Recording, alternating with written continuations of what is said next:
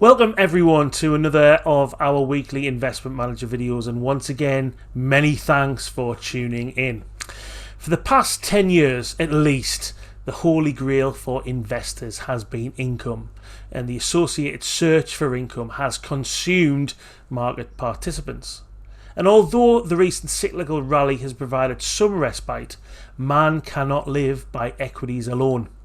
With fixed income continuing to offer the lowest yields in history, what alternatives do income investors have? Well, today, to answer this huge question, I have the pleasure in speaking to Pietro Nicholls, manager of the RM Alternative Income Fund, and perhaps the man with a long-term solution to this income quandary. But first, before we get into the content, if you are enjoying everything that we do on the channel, it would be wonderful if you could subscribe if you haven't already. It really does assist us with all of our content, our financial planning videos and our investment manager videos, and you would be doing all of us associated with the channel a huge favour. So, on to the content. Pietro, many thanks for giving us your time today. The first question to start off: what is alternative income?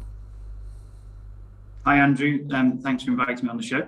I guess what alternative income it means many things to many people. How we define it, though, in very simple terms, is we're investing in public securities listed on stock exchanges, but specifically those securities we're investing in own and operate real estate assets and infrastructure assets. So that's really the gist of it. We want physical property effectively, and that property may be used to deliver essential services like schools and hospitals.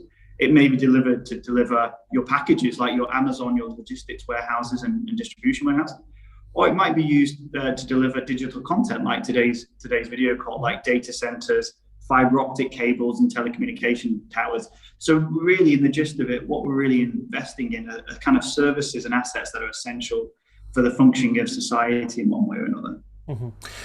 Obviously, like I said at the introduction, fixed income, as you know, the yields are huge lows. You have to diversify from equities. So why should income investors consider non-traditional alternative income producing assets? I mean, it's a really big question. It's something that I think for the last maybe 2 decades almost, the big institutions, the pension funds, insurance companies have wrestled with for years, because fixed income offers almost zero returns these days, a lot of duration risk, i.e. sensitivity to interest rates, and then equities these days are very much growth focused, so not really about paying dividends, but more about capital appreciation. So, alternatives are kind of that third element to a portfolio, if you like. If you're kind of thinking equities, fixed income, alternatives are that third key component. And, what's essential is liquidity when you're investing in that space. I think why investors should look at it is, people have liked property for a long time, but there's lots of stories about, direct property funds and owning those things and the illiquidity with them. So if you want that kind of brilliant index-linked exposure over time, but you need the liquidity for whatever reason is important, then that's a really interesting place to be. I think the bigger attraction or larger attraction for most of our clients is the fact that you're investing in things for the long term. So, if you're investing in a school or a hospital, it's going to be there for 20 or 30 years, and you have a contracted cash flow for 20 or 30 years. The beauty about that is there's very little volatility in the earnings of those businesses or assets. And that's incredibly important if you're looking at your kind of pension planning, if you're looking at different, people are along different stages of their lives. And because you've kind of have that long-term view, you tend to have index-linked cash flows that go with that as well. And from relatively high quality counterparties, whether it's central governments, local governments, or kind of the equivalent of investment grade, companies, you tend to have very, very high quality counterparties. So you have lower volatility typically than you would find in the equity market, albeit maybe higher than what you would find in the bond market. You have a weak correlation to both of those two elements as well, which is also quite helpful. But you do have much higher income profiles than what you get within the equity market or the fixed income market. So those investors really looking for income, this is one of the key places that they tend to find it.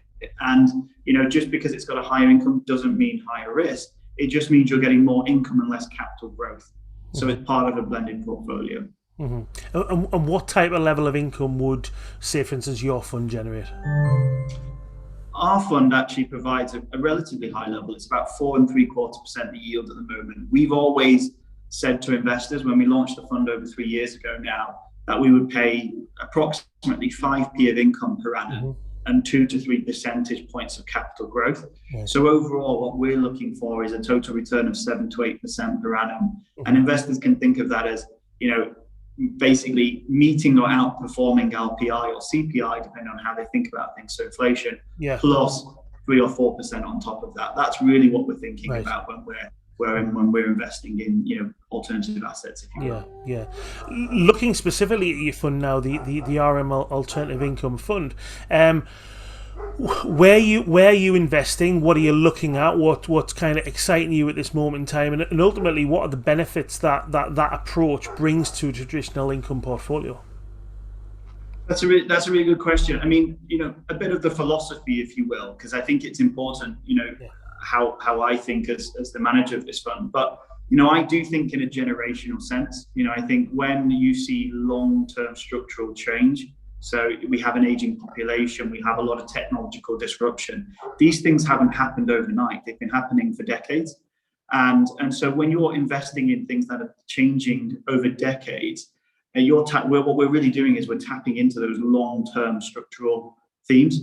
And so, the key 3 themes that we are tapping into within this particular fund are, kind of infrastructure and sustainability. This transition that we've got now, and we have had for the last decade, of a decarbonisation and a transition to low carbon economy is really, really important, not just for our generation, but for our children's generations and beyond.